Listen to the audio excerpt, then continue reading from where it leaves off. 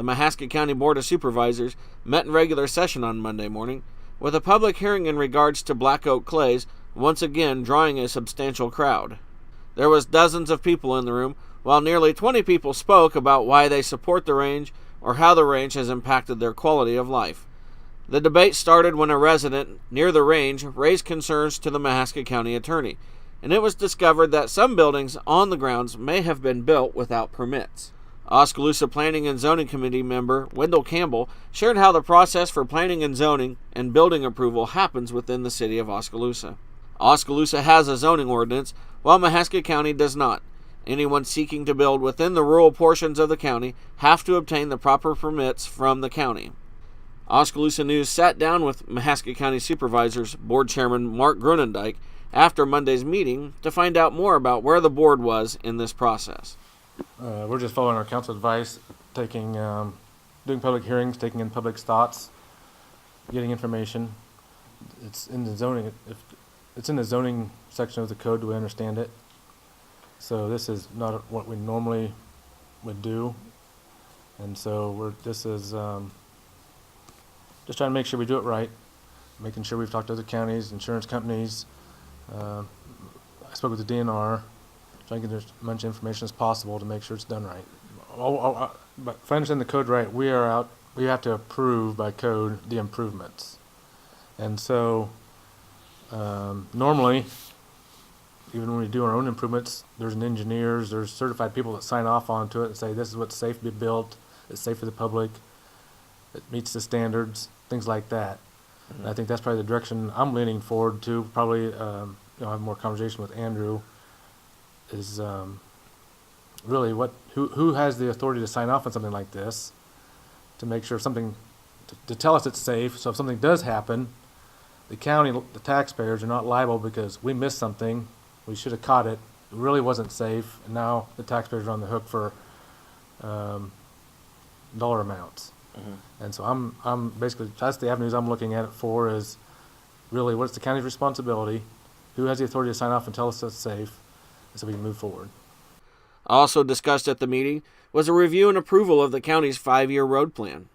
Interim Mahaska County engineer Jeremiah Shelby, who is the full-time engineer for Monroe County, was on hand to go over the plan with the supervisors on Monday. That's what, by code, we're required to do a 5-year plan and submit it to the state. It was due tomorrow, I believe, today or tomorrow. And so we've laid out, as of today, we believe our most critical need is for roads and the traffic, on what our 5-year plan would look like for the monies we have today, or on receiving in the next 5 years. It roughly, I think they estimated it to be around $7 million for next fiscal year. Well, this summer, on this current fiscal year, we're going to do the west half of G71, and that's we just approved that plan 2 weeks ago. It's $4.5 or $6 million, and so we'll hopefully start on that here shortly this spring. We're planning to do next for fiscal year 20. We've got a bridge over Cedar Creek on 335th Street. We've got a second bridge on Elm Creek on 110th Street, and each bridge is estimated to cost around $700,000. Mm-hmm. And so, and you heard Jeremiah say we receive $420,000 of bridge money every year. We'd like to do the Tainer Road, going south of Tainer to T38. Nope, just keep doing the county business. All right. Continue doing that.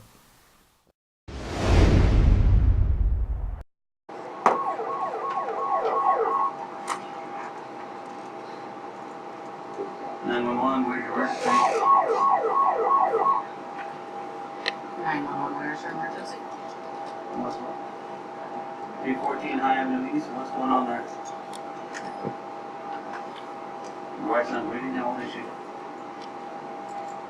911, where's your emergency?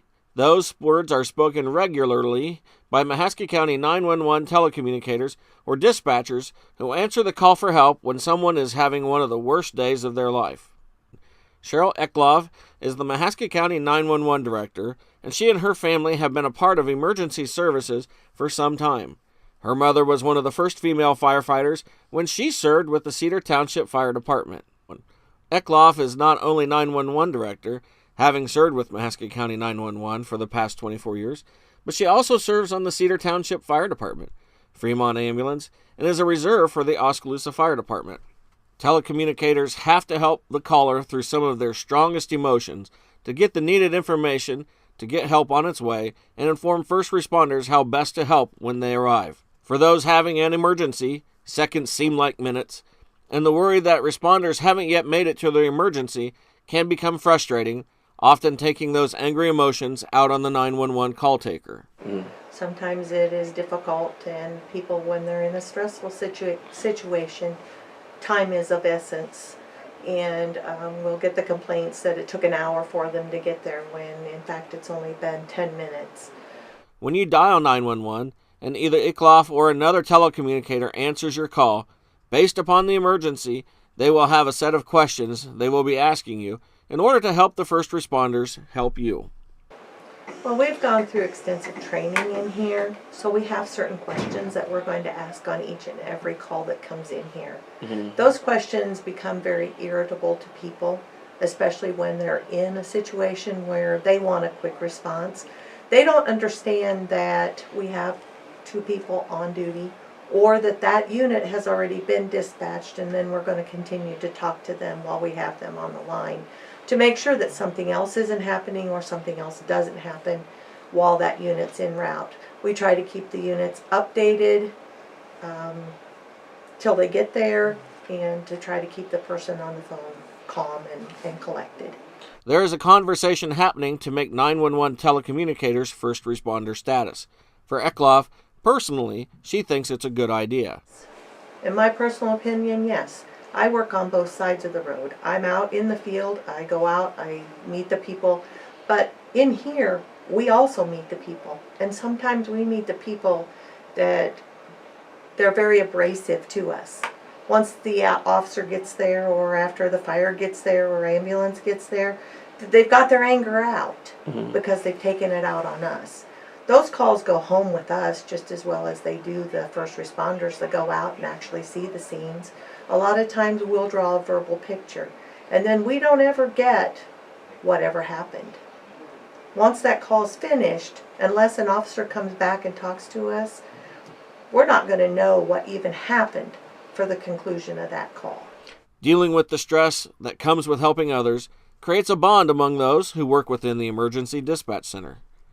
And I'll tell you, this is a family here. We are all family. We have our work family, we have our home family.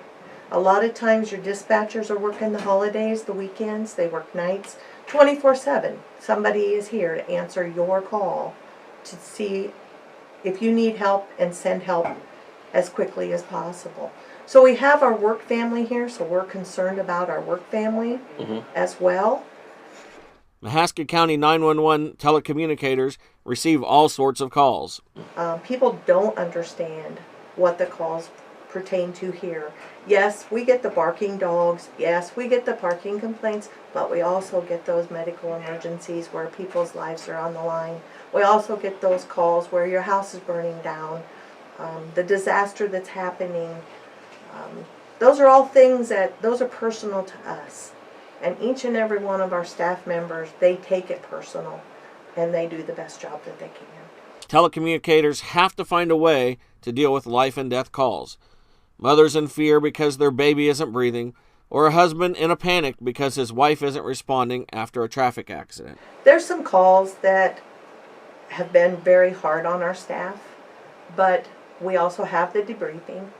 So they just need to voice that. We try to look after our staff. We come in and talk to our staff. If they've taken a bad call, let's talk about it. Everything that goes on in here, behind the doors, stays here. You don't take it home. You go home, you still have it on your mind, but you don't discuss it with your family at home. You discuss it with your family here. So you sit and you talk, and you try to find some kind of way to get a finalizing on it so you can deal with it. I know that some of the girls and I'll say the girls because these particular calls were taken by the girls. Not that we don't have the guys that have taken some bad calls too, but these two that I'm thinking in my mind, they also have family members within that age group as well. And so those calls are very, very difficult for them. So those ones, you just kind of look after your people. You got your people that you work with on a daily basis. You talk amongst yourselves that way. But if you're still not dealing with it, then it comes across my desk or Jamie's desk, and we'll bring in the debriefing team so that you can finally get some peace to that call. Okay. And I have one incident that I took back in my dispatching time. And it's been several years since this happened, probably at least 10 to 12 years ago. But there are certain things that will spark that call, and it's right back forefront. You never forget. You just learn how to deal with it and just keep moving on. I think that the Mahaska County 911 Center has a very dedicated staff. Everyone is willing to help each other. They're here to help the public. You know, they're here, they're doing the job, and I think they just need a lot of appreciation. Well, I love it. I know, right? I saw it and I was just like, oh, I have to have it. Is it suede? Suede. Love suede. State Farm knows that for every one of those moments, there's one of these. Well, I love it. I know, right? I saw it and I was like, have to have it. Is it suede? It's suede. I love suede. That's why we're there with renter's insurance when things go wrong, but also here with a rewards credit card to help life go right. State Farm. Talk to State Farm agent Wendell Campbell in Oskaloosa today. The Franco Building at 109 South Market is the current location of Smoky Row Coffee in Oskaloosa. The historic building can trace its roots to 1889. The ceremony, which included an introduction by Ann Brower, with a welcome by Mayor Dave Creutzfeldt, and a short program by the building's historian Calvin Banstra, took place on Thursday evening. Creutzfeldt recounted the decisions that were made after the interior of the Franco Building collapsed back in 2002 while he was on the city council. Ideas presented including making the space a parking lot, a modern building, and lastly, what we see today, a restored structure. Today, the Franco Building is home to Smoky Row, the meeting spot of Oskaloosa, and the site of many presidential candidate visits and hotly contested political debate. The historical marker for the Franco Building is the sixth such marker to be placed as part of the Historical Building Marker Project. The Oskaloosa Fire Station, Mahaska County Courthouse, Iowa Building, Trolley Place, and the Centennial Block were previously added. Brower said the Historical Marker Project is made possible by the volunteer efforts of many people and businesses throughout the community. 10 buildings have been targeted in the historic district for building markers. Each historical marker includes the year the building was built, pictures of the building through the years, a few interesting and fun facts to appeal to community members and visitors, and a link to a website at the Chamber of Commerce for more detailed history of the building. Calvin Banstra, the volunteer researcher for the Franco Building, helped to identify many interesting facts about the Franco Building's past. You would not see the building we have today if it were not for the fundraising efforts of the Oskaloosa Downtown Development Group, who saved the building in 2002 when the roof and the south wall collapsed. Isaiah and Babette Frankel, who created the Franco Building, were the first couple to be married in an Orthodox Jewish ceremony in Iowa in 1864. Their grandchildren, Louise Frankel Rosenfield Noun and Joseph Frankel Rosenfield, funded the landmark 1969 Supreme Court case Tinker versus the Des Moines School District, which guaranteed free speech to students. According to Brower, many volunteers collaborated to make the historical markers possible, including John Grayheck from Clow Valve, which is donating the brass for all of the markers. The pattern for the mold that Clow used was developed by Tom Stone from Musco Sports Lighting and donated to the committee. Colt Mefford is donating his services to install the historical markers, and Lyle Seifring of Mahaska Title is providing the chain of ownership on each building for the Chamber website. In addition to the researchers who have stepped up to uncover the history of these buildings, Countless others have helped in various ways to make the project possible, Brower said.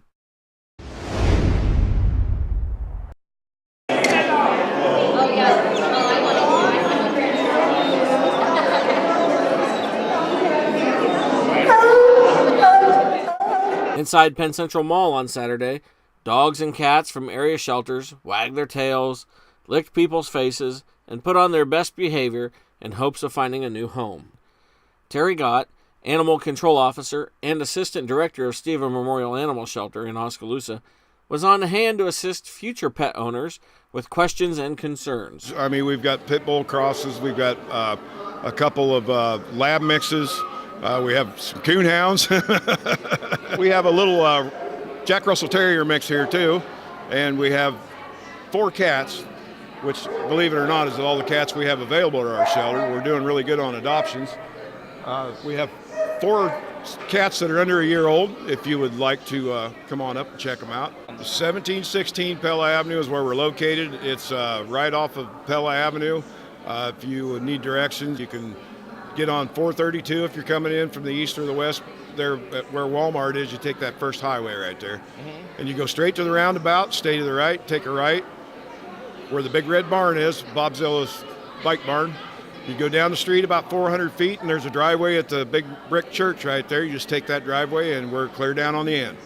We haven't adopted anybody out yet, but we are getting a lot of applications. I know Heartland Humane Society just had one of their senior dogs got adopted, which is pretty rare at any shelter. Senior dogs are pretty hard to adopt out because nobody wants an old dog, but they just walked one up the ramp, and away he went.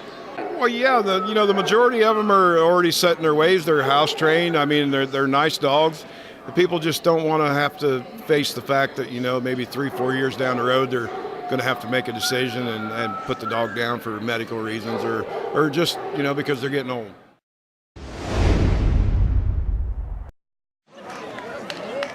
Okay, looks like we're good. All right. 5, 4, 3, 2, 1. Both Bank, Iowa and William Penn have been holding separate Easter egg hunts for years. A quick conversation had both places joining together to create an egg hunt for the ages. On Saturday morning, over 6,000 Easter eggs were cleaned up by hundreds of kids in under 2 minutes on the grounds in front of Penn Hall on the campus of William Penn University. Some of the eggs held slips of paper that indicated a prize had been won, and the staff from Bank, Iowa helped to make the process of claiming those prizes run smoothly. Also helping was 4-H groups and the William Penn student athletes. They assisted kids during the hunt, as well as cleaned up the area afterwards. James Feudner with Bank, Iowa added, It was a great time. We were worried if we'd have a good turnout by merging both of them, and I think it was great. I'm guessing we had a few hundred people out here. Feudner added that he thought combining the 2 hunts would allow the community to get involved with the university and have more help to make it happen in the process. It takes 2 hours to set everything up, and then it's over in about 10 or 15 minutes. So, when it comes to continuing the partnership with William Penn, Feudner added, Oh, absolutely. I think we're going to continue doing this. As long as William Penn's excited about it too, we'll keep doing it. I just think everything went really great. William Penn University's Nick Rule spoke about how the partnership started when Bank, Iowa approached the university after they had both been running separate hunts. Well, Bank, Iowa came to us with the idea because we've both been running an Easter egg hunt for several years, and their leadership team talked to me and said, hey, what do you think? We're like, hey, let's make this thing happen. So, we're just happy that the event came together well, and I mean, this is an incredible turnout. We're thinking somewhere in the range of 6,000 to 7,000 eggs, maybe even more, and hundreds of kids out here. So, combining forces in front of Penn Hall on an absolutely beautiful day. Penn Hall is beautiful in the spring. It just seemed to be the perfect event.